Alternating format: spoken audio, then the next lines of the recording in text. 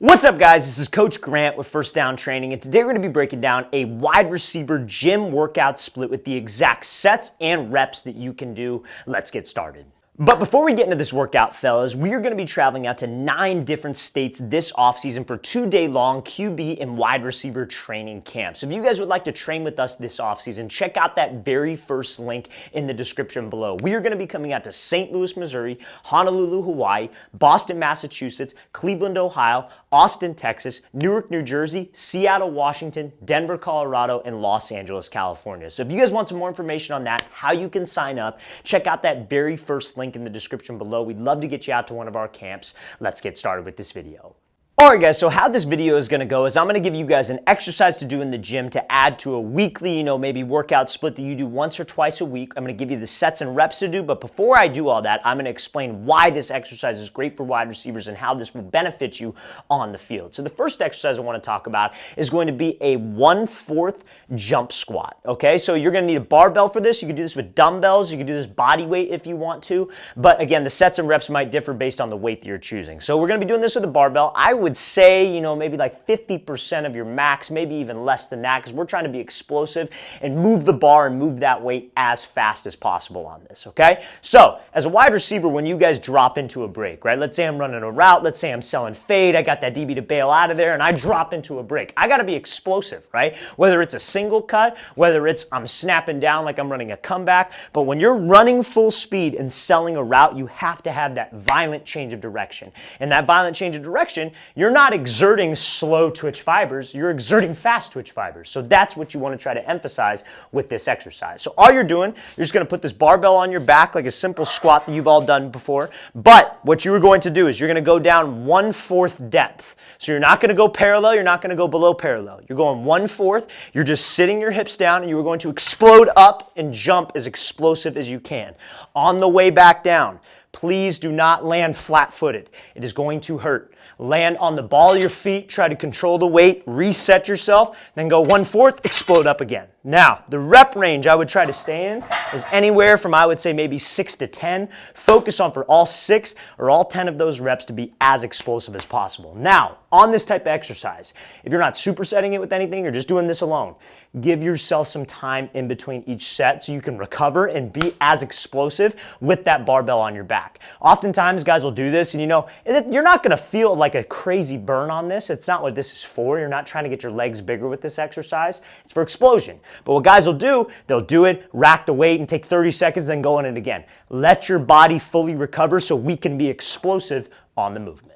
Alright guys, so this next exercise we're going to do, I would say you want to stay in maybe the 4-set range of about 8 to 10 reps. So we're going to be working on you guys dropping your butt down at the top of a break rather than bending at your waist and falling forward. So let me explain. So this exercise is going to be called the heel elevated squat. I'm going to show you how it's going to look in a second. You want to use maybe a kettlebell with this, a dumbbell, and also you could do this body weight. Now you're going to elevate your heels on like a weighted plate right here, but if you don't have a weighted plate, just use something to where your heels are elevated and you are on your toes. Now, think about running a route. When you guys go into a break, we talked about this with the last exercise. You're trying to sell what? We're trying to sell fade. And so when I'm selling fade and I'm trying to get a DB to bail out of there, I obviously got to run hard, I got to run fast. So when you guys try to change direction running hard and fast and you don't have the correct mechanics with your hip drop, you're going to be off balance at the break. So let's say I'm running, I'm going at a guy and I go to break running full speed, but let's say my knees go past my toes, my waist breaks instead of my butt dropping.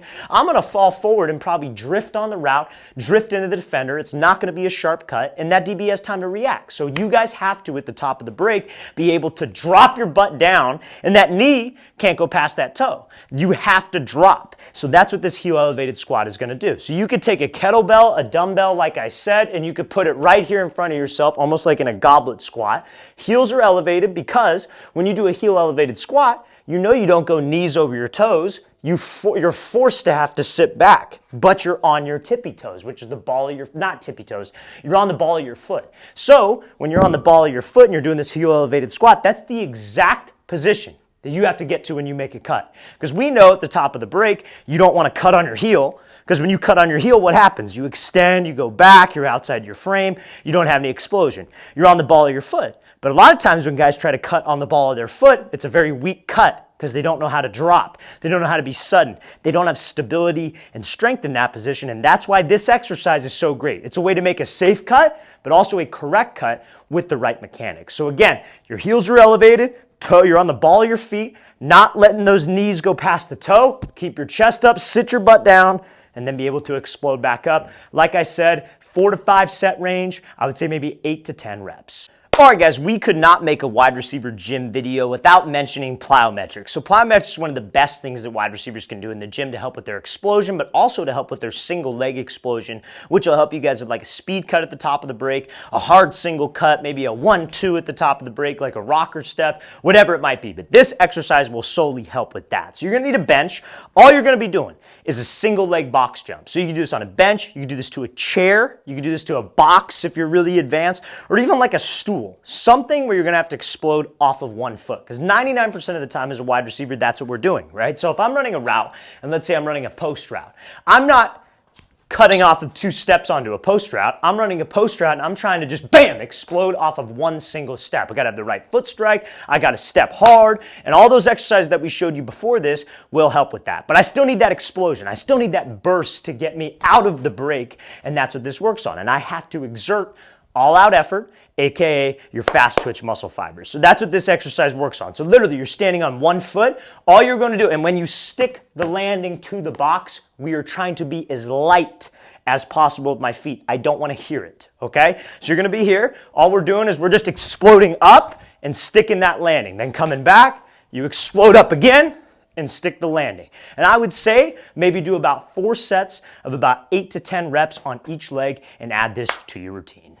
All right, guys, so one of the biggest mistakes that wide receivers will do with their gym workouts, with just their workouts in general, they won't work enough on learning how to stop themselves and have some stability and balance, right? So everybody loves to talk about the explosive stuff, the stuff that'll make you faster, how to get going, but how do you decelerate and come to a stop? And that's what this next exercise is going to work on specifically for that wide receiver position, because it puts you in a spot that you will get to in a game situation 10 plus times a game easily, right? So they call these box falls. So it's not going to be on 1 foot. We posted some stuff on this page where you've landed on 1 foot before. This is going to be like 2 steps, like you're at the top of, like, for example, let's say you got maybe a DB who's right on your hip. I got him to think fade, and I put the brakes on, and I try to slip underneath him on like a dig, right? So this helps you come to balance, okay? So you're going to be here, standing on the box. Make sure you do this on some kind of soft surface. At least that's what I would recommend, like carpet or, maybe a rug, something that's not concrete, but you can do it on concrete. Just don't land on your heels. So all you were doing